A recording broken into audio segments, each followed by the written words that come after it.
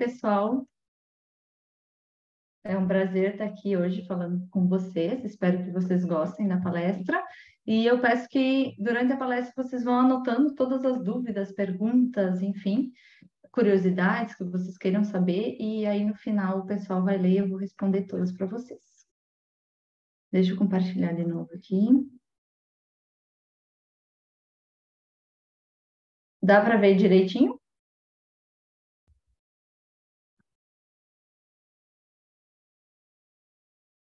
Vocês estão vendo? Alguém pode me sinalizar, por favor? Sim, dá para ver sim. Perfeito, então, vamos lá. Então, eu vou falar hoje para vocês sobre o papel ecológico das tartarugas marinhas. Eu sou a Camila, coordenadora do projeto Quelônia Midas. Então, a minha palestra ela é dividida em 3 momentos. O primeiro eu vou falar sobre a importância das tartarugas marinhas. No segundo, eu vou falar sobre as ameaças naturais e antrópicas. E, por último, sobre os projetos de conservação de tartarugas marinhas no Brasil. Que aí, para vocês terem ideia, onde vocês podem realizar estágio, voluntariado, participar desses projetos. Então, para começar, eu vou falar um pouquinho das espécies. Não sei se vocês sabem ou se caso vocês não lembram, para vocês recordarem. No mundo existem 7 espécies de tartarugas marinhas.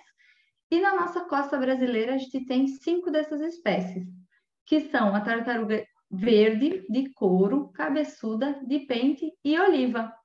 E todas essas espécies, elas utilizam a nossa costa para se reproduzir, para colocar seus ovos e para se alimentar. Então, as áreas de desova desses animais no Brasil, elas se estendem do norte do Rio de Janeiro até o Amapá. Então, em todas essas áreas vocês vão encontrar desova de alguma dessas espécies de tartarugas. No sul não tem desova devido às temperaturas. Como esses animais precisam que o ninho tenha uma temperatura ideal para desenvolver os filhotes, no sul é mais difícil ter desova e se tem, muitas vezes esses ninhos não nascem. E as áreas de alimentação desses animais, elas se estendem por toda a costa brasileira. Então, toda a costa brasileira, a gente pode ver esses animais se alimentando mais próximos à costa, como é o caso da tartaruga verde, ou mais em alto mar, como é o caso da tartaruga de couro. Então, começando a falar sobre a importância desses animais, eu venho mostrar para vocês aqui um pouquinho sobre a dieta. Depois vocês vão entender por que eu estou falando da dieta delas. Então, cada espécie, na verdade, de tartaruga, ela vai possuir uma dieta específica. E essa dieta, ela pode variar ao longo da vida desse animal. Por exemplo, as tartarugas verdes, elas começam a sua vida se alimentando de diversos animais, plantas, enfim, elas têm uma dieta onívora, e conforme elas se tornam adultas, essa dieta ela vai mudar. E esses animais vão ser preferencialmente herbívoros, então se alimentando de algas, principalmente, né, e grama marinha. Então, nesse slide vocês podem ver o que consiste basicamente a alimentação de cada espécie. A tartaruga de couro ela se alimenta principalmente de animais gelatinosos, como as águas vivas. A tartaruga de pente ela tem preferência por esponjas, corais, anêmonas. A tartaruga de cabeçuda e oliva, elas possuem uma dieta mais variada, como vocês podem ver. Elas se alimentam de moluscos, crustáceos, peixes quinidários, e a tartaruga verde é mais restrita a algas e grama marinha. Então, agora vocês vão entender por que eu trouxe essa parte da dieta para vocês. Por quê? A tartaruga verde, como ela se alimenta principalmente de grama marinha e alga, ela é muito importante para a manutenção do hábitat em que ela se alimenta. Ou seja, ela se alimentando desse material, ela consegue manter as ervas daninhas saudáveis. É como se ela fosse podar esse material, como se ela fosse um cortador de grama e deixasse esse material sempre bonito. Vocês já devem ter visto lugares que não corta a grama, geralmente a grama não é tão bonita. Então, ela se alimentando, né, e cortando a parte superior desse material, ela aumenta a produtividade, né, da grama marinha e das algas, e também o teor de nutriente desse material. Então, ela ajuda a esse material ficar sempre saudável. Se não tivesse as tartarugas verdes, tanto a grama quanto as algas iria crescer muito, muitas vezes podendo obstruir as correntes marinhas. Não sei se vocês já viram aqueles vídeos que tem umas algas enormes, muito compridas, né? Acaba obstruindo essas correntes, causando também sombreamento do fundo oceânico, que é muito prejudicial para diversos animais, e também, por elas estarem crescendo excessivamente, elas acabam morrendo e se decompondo e criando um habitat adequado para fungos e bactérias, que muitas vezes podem ser nocivos para diversos animais. Então, a tartaruga verde, por ter essa dieta bem mais restrita, né, ela ajuda na manutenção desse habitat. Assim como a tartaruga de pente. Como eu falei antes, elas se alimentam principalmente de esponjas, e como vocês podem ver aqui nessa foto, ela já tem a boca, né, a mandíbula própria para se alimentar desses animais. Então, ela já tem o bico, a boca em forma de bico. Então, ela consegue chegar nesses animais, ela também tem uma proteção contra as esponjas. E se alimentando das esponjas, ela acaba mudando a composição e a distribuição das esponjas.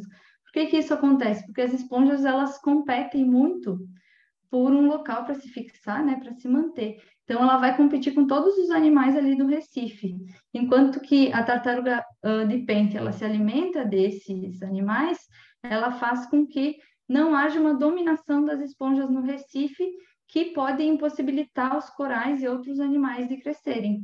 Então, ela acaba liberando espaço no coral para que outras espécies consigam se desenvolver e crescer. E, além disso, ela também consegue expor o alimento para espécies que são incapazes de penetrar no exterior das esponjas, que ou não tem proteção contra as esponjas, anêmonas, ou que não conseguem chegar ali. Então, ela solta, né, esse alimento e também cria espaço para que outros animais, né, colonizem aquele local. E fazem também com que as esponjas fiquem mais vulneráveis aos predadores. A tartaruga de couro, ela também tem uma grande importância devido à sua dieta ser principalmente águas-vivas. Um animal adulto, para vocês terem uma ideia, ele consegue consumir até 200 quilos de águas-vivas por dia, então é muita coisa. E com esse consumo de água-viva, ela consegue manter o equilíbrio ecológico, ou seja, ela mantém a teia alimentar. E como é que isso acontece? Então, nesse esqueminha a gente consegue ver bem claramente. A tartaruga de couro, ela vai comer as águas-vivas e eu não sei se você sabia, mas as águas-vivas vão se alimentar de larvas de peixe ou dos ovos dos peixes. Com as águas-vivas se alimentando dessas larvas, alguns peixes vão sobreviver e se tornam adultos, né? E esses peixes adultos vão ser capturados comercialmente, vão servir para a economia, enfim, né? Vai ter bastante peixe com as tartarugas de couro, né? Restringindo essa população de água-vivas. Porém, se a tartaruga de couro ela é caçada ou ela entra em extinção, vai diminuir essa predação das águas-vivas, como vocês podem ver ali no 6, e vai ocorrer um aumento da população das águas-vivas. E com esse aumento na população, elas vão se alimentar cada vez mais de larvas e ovos de peixes. E com isso, poucas larvas vão conseguir se tornar peixes adultos. E isso vai trazer todo o equilíbrio, não só na cadeia alimentar, como também na economia, já que muitos lugares, né, sobrevivem da pesca. A alimentação da tartaruga cabeçuda e da tartaruga oliva também tem uma grande importância na reciclagem de nutrientes. Como vocês podem ver nessa foto, a tartaruga cabeçuda e a oliva, elas têm essa mandíbula maior e mais forte. Então, ela tem essa boca bem forte, né? Dizem que é uma das mordidas mais fortes do mundo animal. E elas conseguem, né, com isso, se alimentar de presas de cascadura, como os crustáceos. E isso vai aumentar a taxa em que as conchas vão se desintegrar, né? E também aumentando a taxa de reciclagem de nutrientes no fundo oceânico. Então, quebrando esses animais, né? Ela vai aumentar essa taxa de reciclagem de nutrientes. E para se alimentar também, muitas vezes, elas vão abrir lugar na areia para procurar esses animais. Então, elas vão colocar a sua cabeça e revirar a areia para achar as suas presas, e com isso elas vão mudar a compactação do fundo oceânico, vão aerar essa areia, né? E vão também expor alimento para outros animais e ajudar na distribuição de nutrientes do sedimento. E isso, as tartarugas cabeçudas, então, elas vão alterar naturalmente esse fundo oceânico através da sua alimentação, através dessa procura de alimentos, que vai beneficiar toda essa comunidade subaquática. Então, ao se alimentarem, as tartarugas elas vão contribuir para a manutenção do hábitat, seja ele o recife de coral ou o fundo de gramíneas, vai também ajudar na manutenção da teia alimentar, né? Por exemplo, a tartaruga cabeçuda que eu falei, e também nessa reciclagem de nutrientes.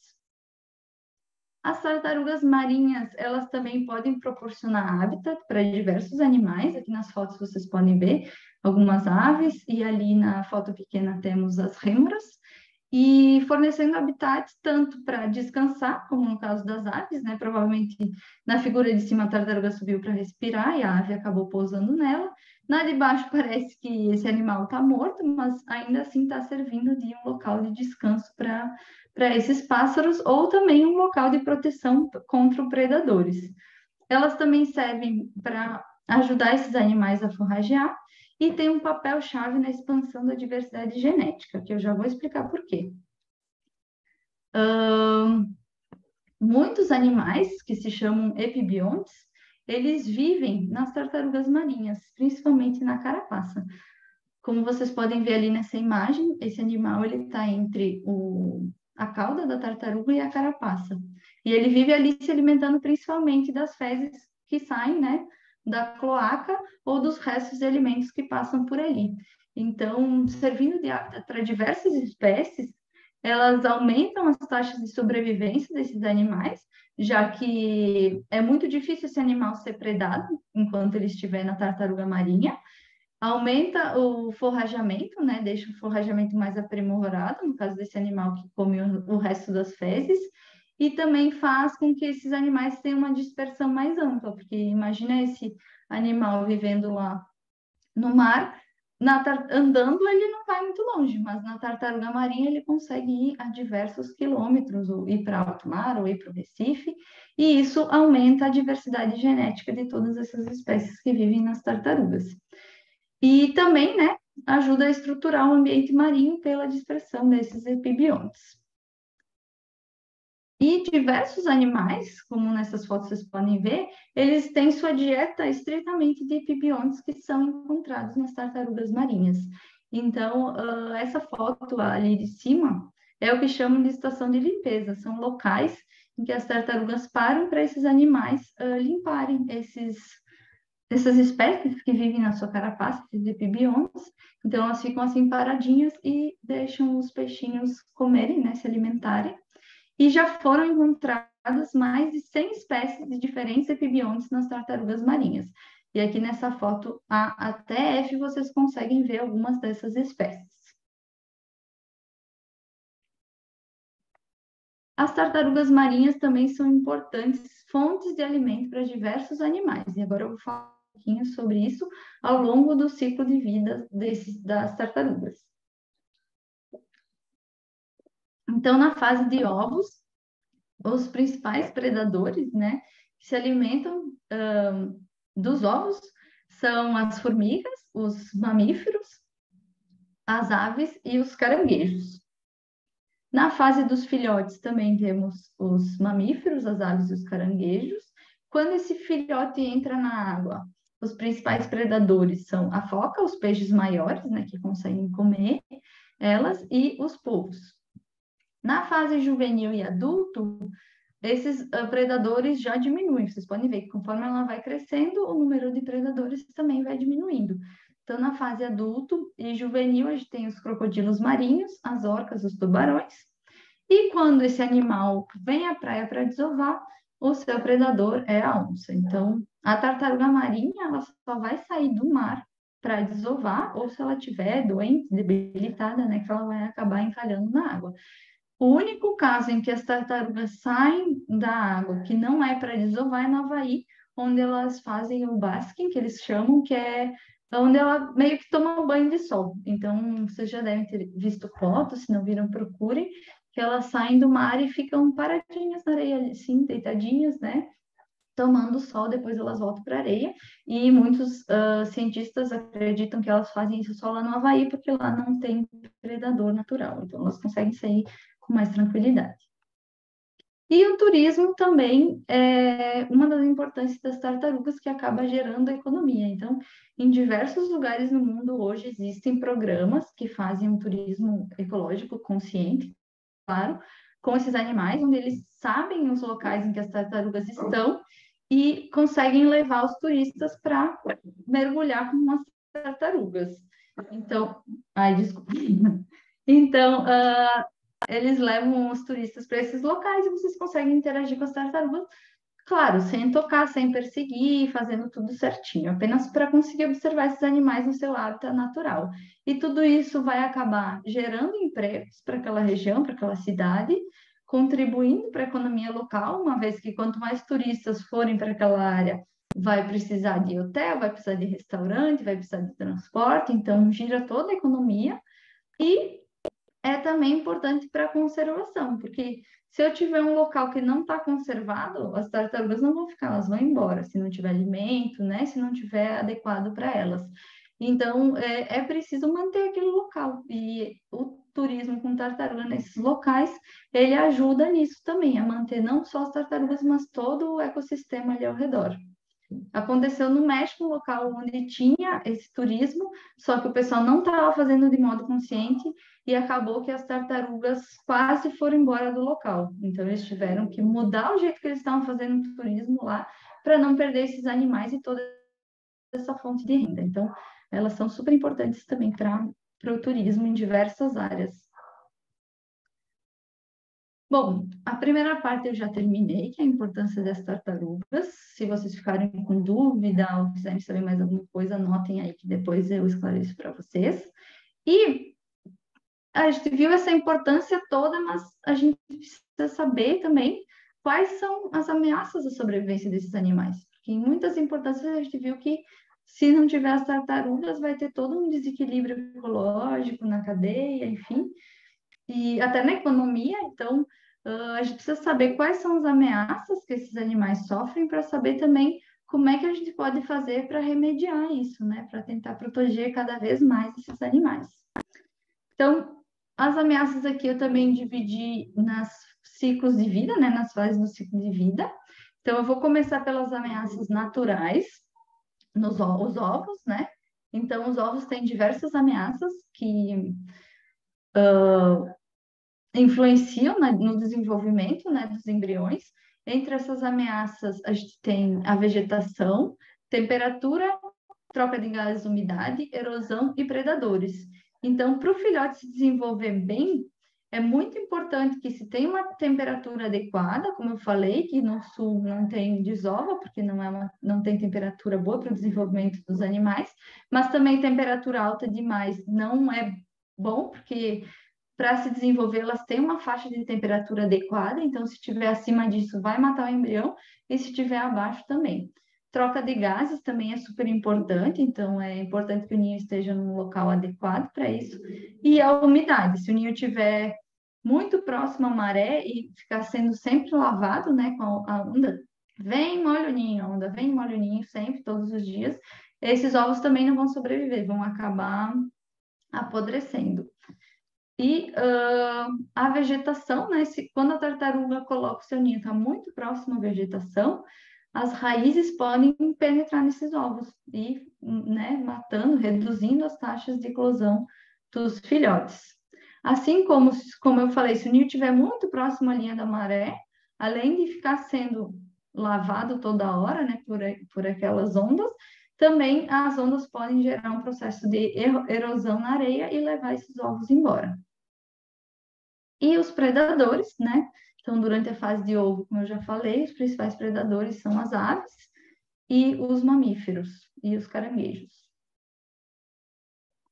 Na fase de filhote, a gente tem os predadores, e essa fase de filhote é quando ele está ainda na areia, tá? Quando ele sai do ovo e vai para o mar. Então, temos os predadores naturais, continua sendo as aves, os caranguejos, então tem diversos animais que se alimentam desses filhotes de tartarugas marinhas.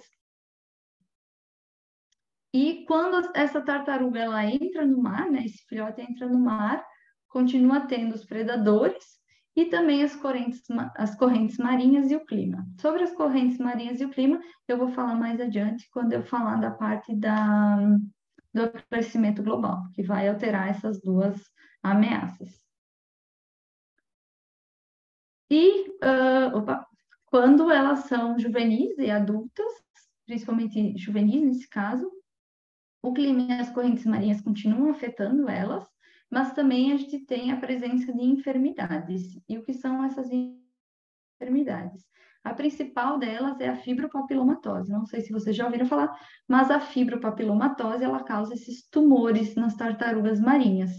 E dependendo do local e do tamanho desses tumores, eles influenciam muito na locomoção, na visão, na alimentação. Então, por exemplo, essa tartaruga aqui que tem a cabeça cheia de tumor, provavelmente ela não enxerga, então ela já é difícil dela se locomover. Para se alimentar não deve ser fácil também. Esses tumores eles pesam, tem alguns que são, né, que tem um volume muito grande, então dificulta a natação delas. E essa é uma doença que ocorre principalmente em áreas mais poluídas. E quando adultas, a gente tem os predadores, que eu já tinha falado, mas entre eles, né, principalmente as onças, quando as tartarugas vêm desovar, os crocodilos marinhos, os tubarões. Agora vamos falar um pouco das ameaças antrópicas. Então, nas ameaças antrópicas na fase de ovo, a gente tem os animais domésticos, o lixo, a coleta de ovos e o trânsito de veículos. O lixo, a poluição, o lixo, o plástico, enfim, ele vai ser uma ameaça ao longo de todo o ciclo de vida da tartaruga marinha. Então, eu vou abordar ele só no final, quando eu falar dos adultos, tá? Mas só para vocês terem em mente que a poluição, né, lixo, plástico, enfim, afeta todo o ciclo de vida das tartarugas, não só uma fase. Então, os animais domésticos, né, que acabam cavando os ninhos, pondo esses ovos, muitas vezes por brincadeira, não é nem por alimentação, mas em muitas praias eles causam um estrago muito grande se esses ninhos eles não estão protegidos. A compactação da areia, que pode ser, né, trânsito de pessoas e também do trânsito de veículos, que tem ninhos de tartarugas, vocês podem já ter visto, né, que tem uma identificação desse ninho, justamente por isso, para ninguém passar em cima, para, né, não compactar areia, não passar nem carro, nem pessoas. E essa compactação, ela é... Oi? Estão me ouvindo? Sim. Sim. Ah, tá. É que deu que a minha internet não estava muito boa. Mas então, continuando, a compactação da areia, ela, né, acaba fazendo com que esses ovos fiquem soterrados, né, e não haja troca de gases entre os ovos e o oxigênio, enfim, e esse ninho acaba morrendo. Então, essas fotos são numa praia onde existe um fenômeno que a gente chama de arribada.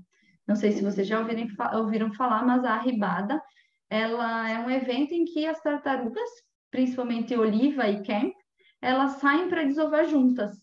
Então, esse fenômeno, ele ocorre na Costa Rica, no México e na Índia, principalmente, mas tem em outros locais também, Nicarágua, enfim.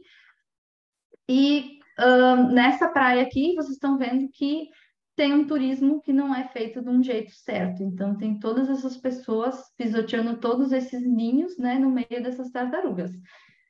O sonho de quem trabalha com tartaruga é presenciar uma cena dessas, mas não desse jeito que está sendo feito nessas imagens, né? Então, isso é totalmente predatório, né, para os animais, pois imagina toda essa gente pisoteando os ninhos das tartarugas. E a coleta de ovos também é uma ameaça. Nesses locais que tem arribada, em algumas localidades, algumas cidades, O governo permite a coleta dos ovos no primeiro dia de arribada, porque elas vão vir durante uma semana, talvez, enfim, vão ter vários episódios de arribada, não só um. Então, eles permitem que a população colete no primeiro dia esses ovos e nos dias seguintes é proibida a coleta. Por quê? No primeiro dia? Porque como esses animais vão vir depois desovar, eles acabam cavando o ninho do outro, expondo os ovos do outro, porque é muita tartaruga desovando junto. Então, eles fizeram um estudo e viram que se coletar esses ovos no primeiro dia, não vai ser prejudicial para as tartarugas, porque elas mesmas vão vir ali, vão cavar em cima do ninho da outra, e se coletar só no primeiro dia não vai ter problema. Porém, tem lugares que não tem arribada, né? Que sobe uma, duas tartarugas na noite, que o pessoal come esses ovos, coleta esses ovos. Em muitas culturas, esses ovos ainda são conhecidos como serem afrodisíacos, como terem propriedades especiais, e em muitos locais, né, comunidades tradicionais ainda consomem esses ovos, apesar de hoje a gente saber que a maioria está contaminado, porque tem vários lugares que a contaminação está bem alta, principalmente no México, os níveis de cádmio estão super aumentados e acabam, né, contaminando esses ovos que ficam ali em contato com a areia. Mas depois eu vou falar um pouquinho mais sobre isso. Então, na fase de animais, a gente tem também o trânsito de veículos, os animais domésticos, as pegadas, iluminação artificial e poluição. Vou falar um pouquinho de cada uma, lembrando que a poluição é de todas as fases do ciclo. Então, o trânsito de pessoas e veículos, por que que ele não é legal? Por que que ele é prejudicial? Porque quando os filhotes nascem, eles muitas vezes, né, o ninho está longe da praia, enfim, eles vão ter que percorrer um longo caminho para chegar até o mar. Se tiver muitas pegadas, como vocês estão vendo nessas fotos, ou muitos rastros de carro, isso vai fazer com que esses animais percam uma energia que não é necessária. Então, eles vão perder uma energia que eles podiam estar usando depois para fugir de predador, para encontrar alimento, e não, eles vão chegar no mar já cansados, né? Porque entra nesse buraco, aí tenta sair, vira de cabeça para baixo, aí tenta se desvirar. Então, são vários obstáculos que dificultam o acesso desses animais até o mar e fazem com que eles cheguem no oceano já com um nível de energia baixo. Então, eles já chegam em desvantagem, né? Porque já não vão ser tão bons em fugir dos predadores, encontrar o alimento, encontrar um lugar para se proteger. A iluminação artificial também é uma ameaça muito séria, principalmente em praias que tem muitas casas próximas ao mar, né, e que não respeitam a área de desova das tartarugas e deixam as luzes acesas. Então, por que que a iluminação artificial ela é uma ameaça? Porque as tartarugas, quando nascem, elas vão se orientar pela luz. Quem já foi numa praia à noite que não tinha luz nenhuma, assim, nada perto, vai ver que o mar é sempre mais claro, tanto pelas ondas, o brilho da lua que bate na água. Então, quando você está numa praia de noite, você sempre vai saber que lado é o mar. E as tartarugas também vão saber. Mas quando tem essa iluminação artificial, elas não vão saber distinguir se aquela iluminação é o mar ou se é uma casa, uma rodovia. Então, elas vão acabar ficando desorientadas e vão ir para o caminho errado. E esse caminho errado seria as casas, né? Acabam parando nos jardins, nas piscinas das pessoas, na rodovia, sendo atropeladas. Então, ocorre muito nesses locais de desova onde tem muitas casas de acontecer essa desorientação dos filhotes, que também faz com que eles percam uma energia que não precisaria, né? Para tentar achar o mar e depois, quando entram no mar, já estão super cansados.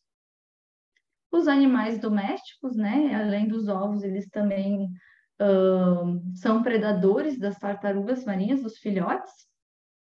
Muitas vezes para brincar, não é nem para se alimentar, né? Mas nessa brincadeira eles acabam machucando os filhotinhos.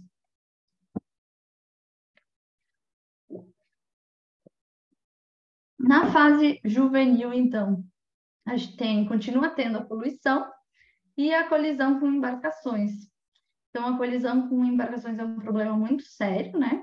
Que as tartarugas sobem para respirar e acabam sendo, né, colidindo com essas embarcações, que muitas vezes estão andando rápido demais, porque se estivesse na velocidade certa não ocorreria esse problema, né? e elas acabam chegando na costa, né, ou já sem vida devido a esses ferimentos, ou vão para uma reabilitação que muitas vezes não tem sucesso porque elas já estão muito debilitadas. Quando as tartarugas estão adultas, também tem essa colisão com embarcações e as redes de pesca, juvenis e adultas, desculpa, juvenis e adultas, colisão com embarcações também e redes de pesca. E a poluição. Então, a pesca hoje, ela é uma das principais ameaças das tartarugas marinhas. A primeira, né, é a poluição, a segunda é a pesca, e ela é uma ameaça porque muitas pessoas pescam e deixam esse material jogado ali no mar. A gente já presenciou isso muito nos nossos campos. E ou não tem o cuidado de usar dispositivos contra as tartarugas, né, que facilitam com que elas se libertem. Enfim, quando essas tartarugas são presas numa rede de pesca, elas precisam subir para respirar. Muitas vezes, dependendo do local da coluna d'água que está essa rede, ela não vai conseguir subir para respirar. Então, ela vai acabar morrendo afogada. Porque, se vocês não sabem, as tartarugas elas respiram por pulmões, então elas precisam sair da água para respirar. E dependendo de onde ela está presa nessa rede, ou como ela está presa nessa rede, ela não vai conseguir subir para respirar, e ela vai acabar morrendo afogada. Ou também, quando uma tartaruga se prende numa rede, ela não fica calma, como ela fica quando ela está mergulhando normalmente. Então, ela fica muito agitada, muito nervosa, muito agressiva para querer se libertar daquele material e ela acaba esgotando as suas reservas de energia. Então, a energia que ela teria para subir, para respirar e voltar, acaba dando muito rápido. E isso também faz com que elas morram afogadas. O anzol também é um problema grande, né? A pesca com anzol, que muitas vezes se prende em um local que fica difícil a retirada, né? Como nessa foto ali no meio, vocês podem ver que ela engoliu o anzol. Ou muitas vezes, né, o pescador vê que pegou, corta a linha e joga com o anzol mesmo. E aí aquele ferimento vai saber o que vai acontecer, né? Porque a gente não consegue monitorar elas. Então, o pescador jogou ela no mar, a gente não sabe o que vai acontecer, se ela vai ficar bem, se vai cicatrizar, ou se vai dar uma infecção e causar um problema maior. Então, como eu falei, a captura incidental é a maior ameaça para as tartarugas marinhas, e não só as tartarugas, como também muitas espécies ao redor do mundo. Como vocês podem ver aqui nesse slide, as espécies impactadas: tubarão, baleia, arraias, aves marinhas, focas, golfinhos. E as modalidades de pesca, elas são espinhel, ou a rede de arrastos, armadilhas, a rede de malha, tanto de superfície quanto de fundo, que acaba pegando esses animais, sem querer, no caso, né? Mas que não dão o destino final que eles mereceriam, ou que não cuidam, né, para usar dispositivos para evitar com que essa captura seja feita. Então, dos animais capturados na pesca, 40% são descartados como lixo, desses que não são o alvo da pesca, né? E os que são liberados feridos, a gente não sabe qual que é o destino, como eu falei. E por ano a captura incidental ela mata 250 mil tartarugas marinhas. E somente na pesca artesanal, aí seria só a pesca de rede de emalhe, né? Feita artesanalmente, não industrialmente, 4.500 tartarugas são capturadas por ano e mais de 250 morrem afogadas. E por último, as tartarugas adultas, né? As ameaças antrópicas, quando elas voltam para a Terra para desovar, continua a poluição, a degradação das praias, iluminação artificial, abate, animais domésticos e desenvolvimento costeiro. E eu vou falar um pouquinho de cada um para vocês. Começando pelos animais domésticos. Quando a tartaruga sobe para desovar, ela cava o ninho e na hora que ela está botando os ovos, ela entra numa espécie de transe.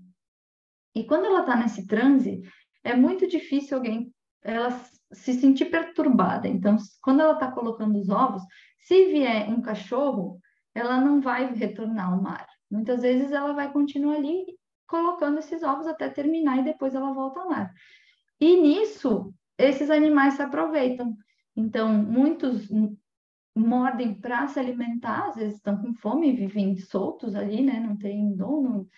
enfim, não acham comida, mas muitas vezes eles fazem isso para machucar mesmo a tartaruga, não é nem para se alimentar. E isso acontece nas praias do Brasil, inclusive. Tem uma praia que a gente monitorava que estava tendo ataque de tartarugas por cães. Eram uns cães que tinham donos, só que os donos não cuidavam, não prendiam. E aí eles andavam à noite na praia e machucavam as tartarugas marinhas. A iluminação artificial, como eu falei, ela afeta os filhotes, mas ela também afeta os adultos. As tartarugas, como eu falei, vão se guiar, né, pela iluminação, pela luz do mar, né, que ela sabe para onde ela tem que voltar, mas também quando ela é adulta, se tiver muitas luzes na praia, ela vai ficar desorientada. E muitas vezes, ou ela vai se perder, ou ela vai desistir de desovar e vai voltar para o mar. O desenvolvimento costeiro, ele é um sério problema, nessas fotos vocês podem ver. Em muitos locais, o pessoal constrói muito próximo à praia, não deixa, né, a linha da areia, não deixa a vegetação, e acaba que quando a tartaruga volta para desovar, ela não tem mais lugar para colocar esses ovos. Vocês podem ver nessas duas imagens de praia que não tem areia para ela colocar os ovos. E ela precisa de uma faixa de areia boa, que quando a maré suba, não vá lavar o seu ninho. Então, nessas duas praias ali das fotos, ela não vai ter lugar para desovar. E eu não sei se vocês sabem, mas as tartarugas elas voltam para desovar no mesmo lugar que elas nasceram. Então, pensa essas praias há 30 anos atrás, que elas demoram em média 30 a 35 anos para atingir a idade adulta para desovar. 30 anos atrás, quando elas nasceram, provavelmente essas praias não eram assim. E aí elas voltam 30, 35 anos depois e encontram a praia desse jeito e são obrigadas a achar outro lugar para colocar os seus ovos. Ou muitas vezes elas também são impedidas ou acabam ficando presas na praia, né? Como vocês podem ver nessas fotos, tem cadeiras de praia, um muro que não deixa ela passar, né? O que não dá lugar para ela desovar. E o desenvolvimento costeiro ele causa diversos problemas, e eu vou explorar cada um deles agora com vocês.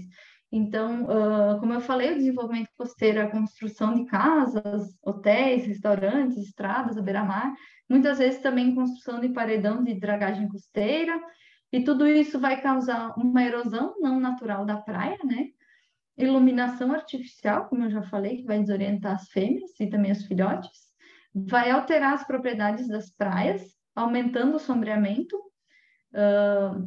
Muitas praias têm muitos prédios próximos ao mar e geralmente quando o sol, né, vai se pondo, vai ficando cada vez mais sombreada a praia. Tem praia que 1 da tarde não tem mais sol na praia, por causa que o sol, né, vai para trás desses prédios e fica aquela sombra. Isso prejudica muito o desenvolvimento dos ninhos.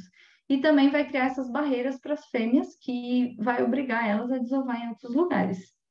O desenvolvimento costeiro, ele também vai interferir, né, através das construções de plataformas de petróleo, esgoto doméstico e industrial, e esses dois vão causar principalmente a poluição oceânica, que eu vou falar logo em seguida, e também derramamento de óleos, que a gente viu que é super prejudicial à fauna marinha. E além disso, né, com um maior desenvolvimento costeiro, a gente tem também maior quantidade de objetos deixados nas praias e o lixo. E esses objetos podem gerar obstáculos para as fêmeas, né, que podem desistir da desova, e também podem fazer com que os filhotes sejam presos e não consigam chegar no oceano. O desenvolvimento costeiro também vai aumentar o trânsito de veículos nas praias e as atividades de navegação.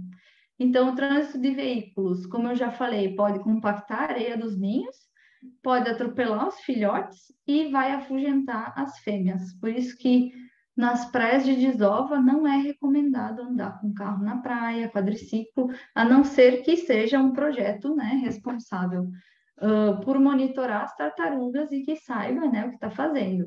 E geralmente no projeto, né, geralmente não, quando a gente monitora as praias e quadriciclo no projeto, a gente sempre anda na linha da maré baixa. Então, para quando a onda subir, ela apagar os rastros. Então, a gente sempre fica nessa linha da maré baixa para que os rastros sejam apagados e também para evitar passar em cima dos ninhos. E o trânsito de veículos, que vai aumentar, consequentemente, as colisões com embarcações. O abate também é uma ameaça às tartarugas adultas, como vocês podem ver nessas fotos. Antigamente ele era mais preocupante, hoje com os diversos projetos de conservação que a gente tem ao redor do mundo, a gente conseguiu fazer com que esse abate ele seja quase extinto. Então, aqui, principalmente as comunidades costeiras, né? Muitos locais eram acostumados a comer os ovos da tartaruga, a carne de tartaruga, enfim. E também eles usavam a carapaça da tartaruga de pente para fazer adornos. Adornos esses que seriam pulseiras, pentes, leques, armação de óculos. E, inclusive, o nome da tartaruga de pente veio devido ao uso do seu casco para fazer o pente. Então, eles usavam muito a carapaça para fazer esses pentes e por isso ela teve esse nome. Então, apesar das leis que protegem as tartarugas marinhas, o comércio ilegal da carne, dos ovos, da carapaça, ele continua sendo uma grande ameaça às tartarugas, e em alguns lugares eles são considerados uma iguaria ou afrodisíaco. Se vocês forem para as praias do Caribe, em alguns locais vocês vão ainda achar restaurantes que falam isso, que a carne, o ovo é afrodisíaco. Especialmente na América Central e também na Ásia, e vai fornecer renda para muitas pessoas. E em países subdesenvolvidos, como a América Latina, né, tem pessoas que não têm acesso a empregos ou dinheiro para sustentar a sua família, e aí ela fica encurralada, né? Será que eu mato a tartaruga para dar alimento para minha família, ou eu protejo o animal e deixo minha família passar fome? Isso a gente acha que não existe, né? Mas num congresso que eu fui na Colômbia de tartarugas marinhas agora em março, teve um pessoal de uma comunidade que trabalha, se eu não me engano, era na Venezuela, e eles falavam que lá era proibido caçar tartaruga para comer, mas com a pandemia eles tiveram que liberar, porque muitas comunidades ribeirinhas não estavam conseguindo pescar ou trabalhar para conseguir o alimento para sua família e tiveram que voltar a comer as tartarugas. Então é um fato que a gente acha que não acontece, mas que acontece muito ainda em locais mais isolados, né? Principalmente no Caribe. E aqui nesse mapa a gente consegue ver que ainda existem locais ali em laranja que não há legislação que proíba a caça das tartarugas marinhas. E 42 mil são mortas ilegalmente todos os anos. Então, tem diversas campanhas que são feitas para evitar, principalmente, que esses animais sejam usados como adorno, souvenir, que é o caso da tartaruga de pente. É uma das mais ameaçadas de extinção, principalmente pelo seu uso, né, como souvenir. Então, tem uma campanha desse Too Rare to Wear, que tem um site ali embaixo, se vocês quiserem acessar, que faz com que vocês denunciem locais que vendam esses produtos de tartaruga. Então, eles têm esse folder aqui do lado, como identificar e evitar, que vocês conseguem saber se no local que tem esse material é uma imitação da carapaça ou se é um material verdadeiro, né? Se é mesmo feito com carapaça. Então, tem esse canal que vocês podem denunciar se forem em algum local, ficarem em dúvida se aquele material é verdadeiro ou não. E a identificação ela é feita através principalmente da cor, né, e do jeito desse material. Então, essas informações também vocês conseguem ver depois na nossa página do Instagram. A poluição, como eu falei, ela afeta todos os estágios do ciclo de vida das tartarugas. Então, essas fotos vocês podem ver que ela é super preocupante e ela inclui uma série de contaminantes, a poluição, não só os plásticos, mas também o derramamento do óleo, os metais pesados, o esgoto doméstico industrial, os produtos petrolíferos, agrotóxicos, os PCBs, tudo isso eles ameaçam a vida e a saúde das tartarugas marinhas. E elas podem se contaminar, né, com esses produtos através do contato direto. Por exemplo, uma tartaruga ali no mar, tendo contato direto com a água, ela pode acabar desenvolvendo uma lesão ocular, né, contato com esses contaminantes, ou os ovos que vão ficar lá no ninho, tendo contato com a areia, que podem acabar se contaminando. E essa contaminação ela pode causar danos imediatos nos animais. E elas também podem se contaminar através do consumo, tanto da água quanto da comida contaminada. Esses contaminantes eles vão se acumular nos tecidos dos animais e vão causar imunossupressão. E, como resultado, a aparição de doenças, como a fibropapilomatose, que eu falei que ela ocorre principalmente em locais poluídos, ou também a morte. O plástico, ele é o material mais encontrado quando faz uma necrópsia de tartaruga. E os itens mais comuns são bitucas de cigarro, latas, escova de dente, balões, isqueiro, garrafa plástica, isopor, sacolas e copos plásticos, canudos e equipamento de pesca.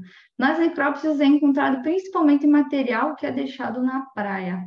Então, garrafas d'água, copo plástico, latas, enfim, como vocês viram ali. E nessas duas imagens, eles são ilustrações, claro, mas vocês podem ver o tanto de lixo, né, que se pode encontrar numa tartaruga marinha. E nessa imagem aqui embaixo dá para ver a quantidade de plástico, né, o tamanho, né, as cores e a composição. Então, tem uma dúvida que todo mundo tem, né? Todo mundo pergunta por que as tartarugas comem plástico. Então, tem 3 causas das tartarugas comerem plástico. A primeira é a semelhança com suas presas naturais. E elas acabam ingerindo esse plástico por engano. Como vocês podem ver nessa foto ali, a primeira, você vai ver a diferença entre as águas vivas e as sacolas plásticas, mas as tartarugas não veem. Então, elas comem achando que é uma água viva, mas no fundo é uma sacola. Elas também podem ingerir acidentalmente junto com o alimento, como eu falei, que a verde ela come a grama marinha, então quando ela estiver se alimentando ali, tiver algum plástico, algum material junto dessa grama, ela vai ingerir acidentalmente. E também um estudo recente mostrou que as tartarugas elas confundem o plástico com comida, porque o plástico tem cheiro de comida. Depois de um tempo que ele está no mar, ele acaba sendo colonizado por organismos e organismos, como vocês veem nessa foto aqui embaixo, né, a bola com vários organismos marinhos, e acaba tendo cheiro de comida de tartaruga. Então, ela come aquela sacola achando que é um alimento, um animal, e no fundo é um plástico. E aí, depois que elas ingerem, né, esse material, ele pode machucar e causar danos no trato gastrointestinal, e isso faz com que elas param de se alimentar, porque elas vão sentir aquele volume no estômago. O plástico ele vai demorar para sair da tartaruga e muitas vezes ele não consegue sair. Então a tartaruga vai sentir aquele peso ali e vai achar que ela está saciada, que ela não precisa mais comer. Ela vai parar de comer, vai ficar magra, vai ficar debilitada e vai encalhar nas nossas praias. Aí, se ela tiver sorte, alguém vai encontrar ela encalhada, vai levar para um centro de reabilitação e esses centros vão tentar ajudar as tartarugas. Porém, um artigo diz que de cada 100 animais que chegam no centro de reabilitações, somente 2 vão sobreviver. Porque é muito difícil tirar esse material das tartarugas. Não tem um método que abra a tartaruga, tire e fecha. Não, tem que esperar elas defecarem. Então, dependendo do tamanho, né, do material, é muito difícil ela conseguir defecar e, às vezes, esse material sai causando muitos danos ao trato digestório. Aqui eu trouxe 4 fotos, na verdade, para mostrar para vocês uma tartaruga saudável, gordinha, bonita, as imagens de baixo, e em cima uma tartaruga já debilitada e muito magra, provavelmente devido à presença de plástico no seu sistema gastrointestinal. Então, em cima, a foto de cima vocês podem ver um animal com os olhos fundos, já muito magro, o pescoço fundo, e na outra foto o plastrão também já, né, para dentro, assim, com vários ossos expostos. E o plástico, como eu falei, ele vai demorar de 4 a 6 meses para passar no trato digestivo, então ele vai permanecer por muito tempo dentro daquele animal. Ela vai ingerir esse plástico ao longo de todo o seu ciclo de vida, mas principalmente nas fases pelágicas de juvenil. E 52% de todas as tartarugas marinhas já ingeriram plástico pelo menos uma vez, e já foi registrado esse consumo, infelizmente, nas 7 espécies de tartarugas marinhas. Uma das ameaças antrópicas também é as mudanças climáticas, que vão alterar as temperaturas, tanto oceânicas, deixando o oceano mais quente, e com isso causando o branqueamento dos corais, e alterando as correntes marinhas, que vai impactar diretamente a distribuição e abundância dos alimentos, impactando então também as tartarugas marinhas. E as areias mais quentes também, devido a essa temperatura, também vão ser prejudiciais para o desenvolvimento dos filhotes, como eu já falei, né? Se acima eles têm a faixa de temperatura ideal para se desenvolver, se tiver muito acima daquilo, vai acabar causando a mortalidade de todo o ninho.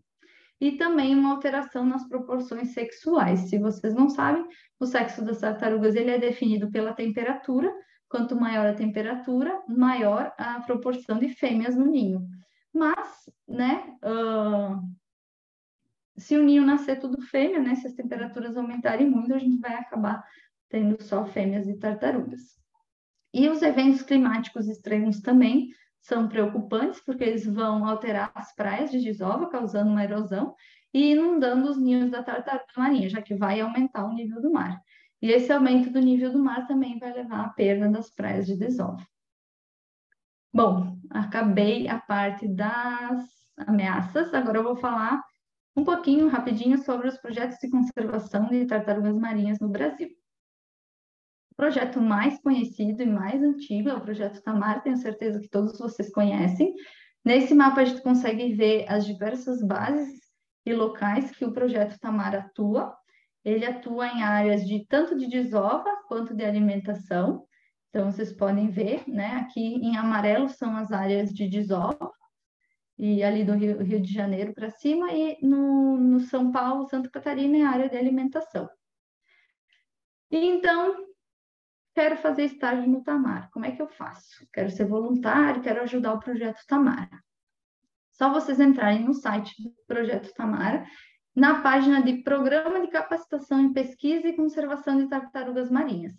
Então, procurem essa página, né, no site do Tamar, que se chama Programa de Capacitação em Pesquisa e Conservação de Tartarugas Marinhas. Lá vocês vão achar os locais em que eles aceitam estágios: Bahia, Sergipe, Pernambuco, Rio Grande do Norte, Espírito Santo, São Paulo e Florianópolis. Então, uma vez que vocês escolheram o local que vocês querem ir, vocês clicam em cima do local e vai aparecer as vagas disponíveis, as atividades realizadas naquele local, a duração, os pré-requisitos, o período de seleção. E, de maneira geral, né, para se inscrever, vocês têm que preencher um questionário, enviar o currículo, carteira de identidade, carta de recomendação, comprovante de vacinação. E aí, em pouco tempo, eles vão avisar vocês se foram selecionados ou não. Então, nas bases do Projeto Tamar, vocês podem escolher se querem ficar numa área de desova, né, presenciar a desova, ou ajudar numa área de alimentação. Porém, não é só o Projeto Tamar que existe no Brasil, existem diversos projetos hoje, e aqui eu trouxe pelo menos um de cada estado, para vocês saberem que vocês podem até escolher o estado que vocês querem estagiar com as tartarugas marinhas. Então, eu quero estagiar lá em Alagoas, eu vou ir lá para o Instituto Biota. Eu já vou falar desses projetos, mas além deles, tem muitos outros, eu só botei alguns aqui, tá, pessoal? Não tem todos, não. E muitos monitoramentos e pesquisas são realizados através de universidades, faculdades e instituições. Então, também tem isso, de não ser um projeto, mas a faculdade, a universidade que faz esse monitoramento, essa pesquisa. Então, começando pelo Rio Grande do Sul, a gente tem o CRAM e o Caminho Marinho. Em Santa Catarina, o Caminho Marinho também. No Paraná, a gente tem o Rebimar. São Paulo, Gremar. Rio de Janeiro, Programa Tartaruga Viva e Projeto Aruanã. No Espírito Santo, o Projeto Quelônia-Midas, IPCMar e o IPRAM. Na Bahia, o Coração de Tartaruga. Em Sergipe, eu não achei outro projeto que não fosse o Tamar, por isso eu botei o Tamar, mas se vocês souberem algum, me fale, por favor. Alagoas, a gente tem o Instituto Biota, Pernambuco, Ecoassociados, na Paraíba, o projeto Tartarugas Urbanas, no Rio Grande do Norte, no Mar e a PCCABA de São Roque. No Ceará, também não achei outro projeto a não ser o projeto Tamar. Piauí tem Tartarugas do Delta, Maranhão, o Queamar e no Pará, o Suruanã. Então, todos esses são... e tem também um Amapá, mas aí ele é feito vinculado a uma universidade. Então, Cada um desses projetos vai ter uma seleção específica, um jeito específico de selecionar os voluntários e os estagiários. Então, eu recomendo a vocês ver qual que interessa a vocês mais e entrar em contato com o projeto.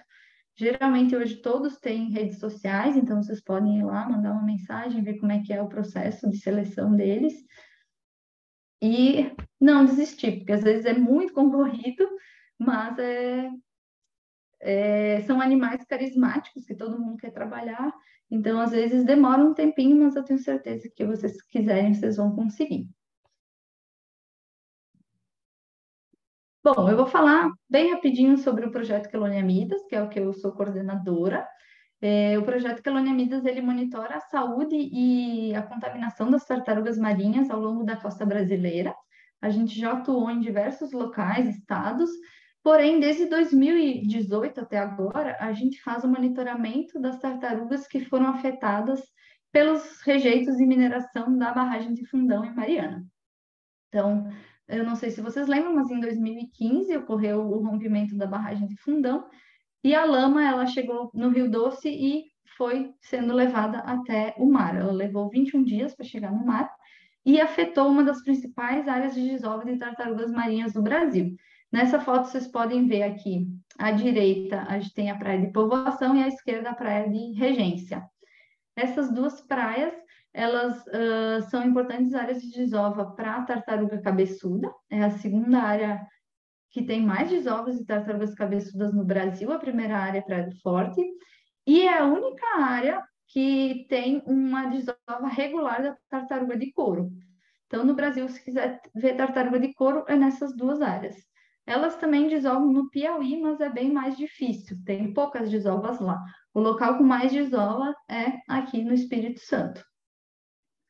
Então, a gente monitora essas áreas afetadas pela lama, tanto a área de desova, como eu acabei de falar, quanto a área de alimentação. As nossas áreas de alimentação monitoradas são Santa Cruz, que fica a 38 quilômetros da Foz do Rio Doce, né, no Espírito Santo, e Coroa Vermelha, que fica no sul da Bahia. Então, a gente avalia as populações dessas duas áreas. Santa Cruz foi diretamente impactada pela lama e Coroa Vermelha foi indiretamente impactada. A lama chegou, mas pouco, não foi tanto quanto em Santa Cruz.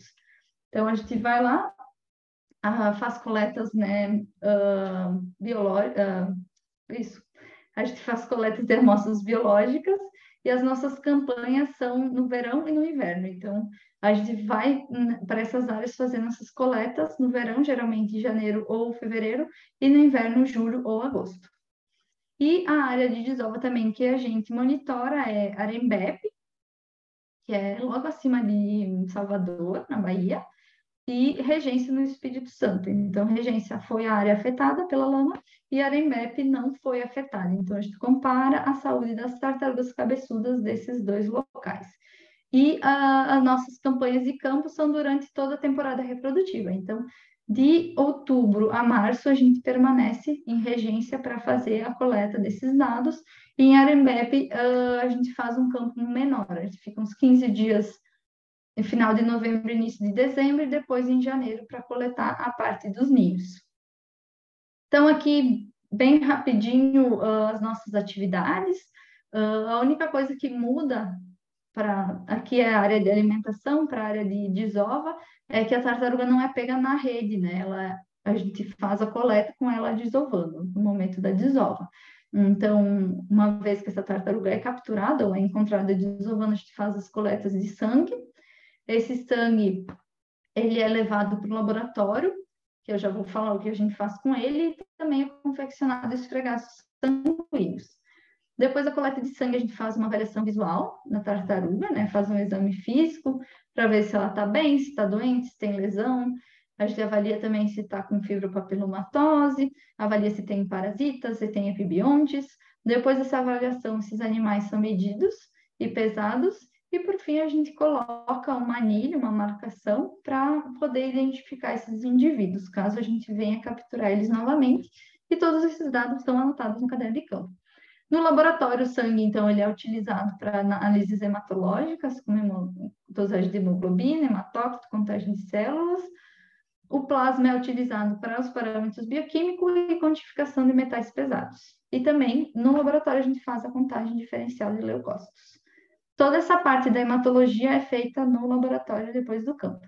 A parte da bioquímica e dos contaminantes a gente manda para laboratórios parceiros.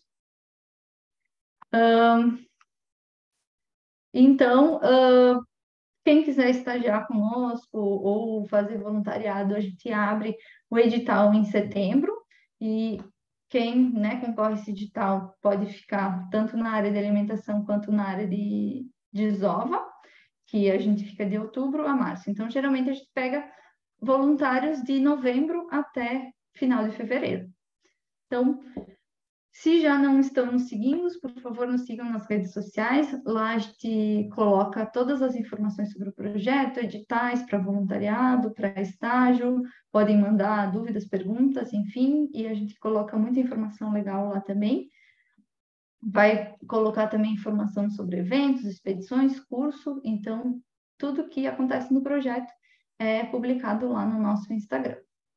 Então, @projeto Quelônia Amigas.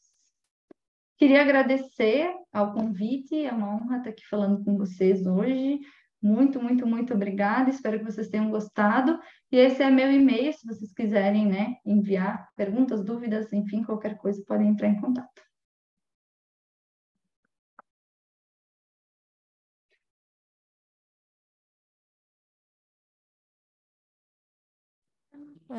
Camila, obrigada pela palestra. Tem umas perguntas no chat. Você quer que eu leia para você?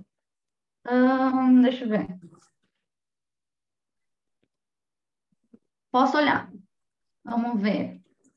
Vinícius, já tive o privilégio de ir no projeto Tamar Ceará em Ipanema, muito lindas. Ai, que legal. O Tamar é inspiração para todo mundo. Acho que todo mundo que trabalhou com tartaruga marinha já passou por alguma base do projeto Tamar. Trabalhei no CRAM, vale muito a pena. Ai, que legal, Jéssica. Eu sou de Porto Alegre, moro aqui em Porto Alegre, mas quando tem campo eu vou para os campos. Vocês devem ter percebido pelo meu sotaque. Então, eu sou do Sul e queria muito conhecer o CRAM, não conheço. Marcele, muito legal, obrigada. De nada. Gente, vocês podem mandar lista de presença, tá? Isso não é comigo. Rix, oi. Débora, eu que agradeço a presença. Eu não sei se eu vou ler direito esse nome. Rislaine, obrigada pela presença.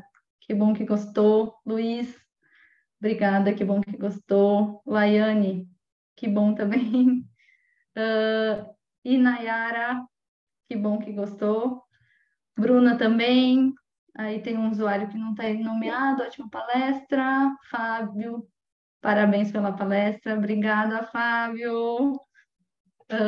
Quem quiser estagiar no Tamar de Sergipe tem que falar com o Fábio. Ele é um amigão meu e trabalha lá.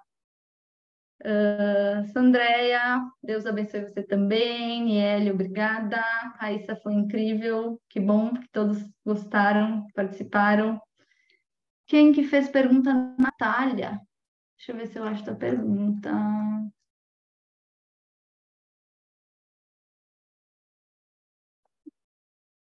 Eu passei.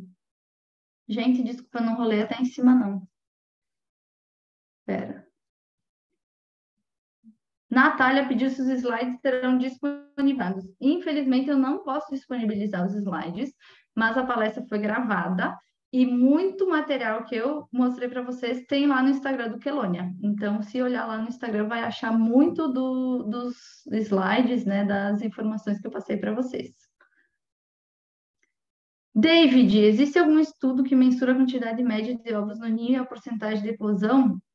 Sim, todos os locais que fazem monitoramento das tartarugas, né, no Brasil, eles conseguem saber depois quando o ninho nasce, né, pela contagem das cascas, quantos ovos tinham naquele ninho e quantos filhotes nasceram. Então, o projeto Tamar e os outros projetos que trabalham em áreas de desova fazem essa contabilização dos ovos nos ninhos e a porcentagem de eclosão. E em alguns locais essa porcentagem é maior e outros ela é menor. Mas tem muitas questões que definem isso, se é maior ou menor, como areia, a temperatura, a umidade. Então, às vezes, não é porque aquele local não é bom para tartaruga que tem uma porcentagem menor. É justamente por isso. Às vezes, ali em Regência, por exemplo, chove muito. Essa última temporada choveu muito. Teve, sério, muita chuva. Então, isso vai acabar fazendo com que a porcentagem caia um pouco. Mas varia muito entre as áreas e geralmente as questões naturais não são um problema hoje para as tartarugas aqui no Brasil. E o David também pediu se a mudança climática está afetando a taxa de natalidade. No momento ainda não, né? Não se sabe direito. Em alguns locais já estão vendo que está nascendo mais fêmeas, mas eles não sabem até que ponto isso vai ser um problema. Mas de matar o ninho devido à alta temperatura ainda não está acontecendo. Mas no futuro é provável que comece a ter esse problema, ou também tem autores que dizem que talvez no futuro as tartarugas venham a desovar em locais mais frios. Talvez no futuro aqui no sul seja áreas de desova, porque elas fogem do calor, né, mais para o norte e venham desovar para cá. Mas isso sou eu que estou falando, né, conforme o que eu li. Não se tem 100% de certeza que vai acontecer isso, é que elas vão conseguir se adaptar ou não. Jéssica pediu qual a causa dessa doença, antrópico natural genética. Eu acho que a Jéssica está falando da fibropapilomatose. Então, a fibropapilomatose ela é causada por um vírus. E ainda não se sabe muito sobre isso, porque é muito difícil monitorar esses animais, né? Como eles vivem no mar, é difícil saber onde eles estão muitas vezes, acompanhar eles ao longo do seu ciclo de vida, que é enorme, já que elas podem viver até 100 anos. Mas a causa é um vírus e se sabe que esse vírus ele atinge principalmente os animais que estão com o sistema imune debilitado. Natália assistiu um documentário que na América Central a onça começou a se alimentar de tartaruga e dos filhotes dela quando desovavam. No documentário falou que é por falta de opção na cadeia alimentar da onça. Isso ocorre bastante? Ocorre bastante na Costa Rica. Na Costa Rica tem alguns projetos que eu sigo, que já conversei, que é bem comum ter onça se alimentando na praia. Nossa, Micael pediu o slide. Então, como eu falei, a maioria da informação vai estar lá no Instagram do Projeto Quelônia Midas. Eu vou escrever aqui para quem não conseguiu pegar. Só um pouquinho. Deixa eu... Meu teclado não está funcionando. Eu vou botar aqui o Instagram do projeto e aí vocês podem entrar lá e olhar as informações. Se não tiver alguma informação específica que vocês quiserem, vocês podem mandar mensagem lá que o pessoal auxilia vocês. Agora, deixa eu ver onde é que eu parei. Aqui. Tá, Micael, obrigado. Existe alguma remuneração para quem participa do projeto? Micael. Aí vai depender de qual projeto. No nosso projeto, a gente consegue remunerar os trainees e os estagiários não. Porém, os estagiários e os voluntários, enquanto estão participando dos projetos, a gente consegue alimentação e a hospedagem, mas não consegue pagar nada além disso. Mas isso vai variar, depende do projeto que você participar. Tem projetos que conseguem remunerar, tem projetos que conseguem dar alimentação e alojamento, e tem projetos que não conseguem dar nada disso. Aí vai depender muito. Como é ONG, é muito difícil ter dinheiro, né, para conseguir ajudar, infelizmente. Em Pernambuco tem hangares marítimos, é verdade, eu esqueci. Tem mesmo, eu conheci eles quando eu fui num evento lá, o pessoal é muito legal. Obrigada por lembrar, Maiara. Mariana, desculpa.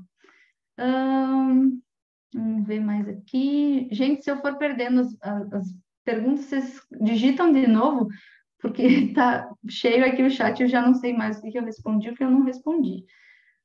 Tá, Mário Ceará, esse daqui já respondi.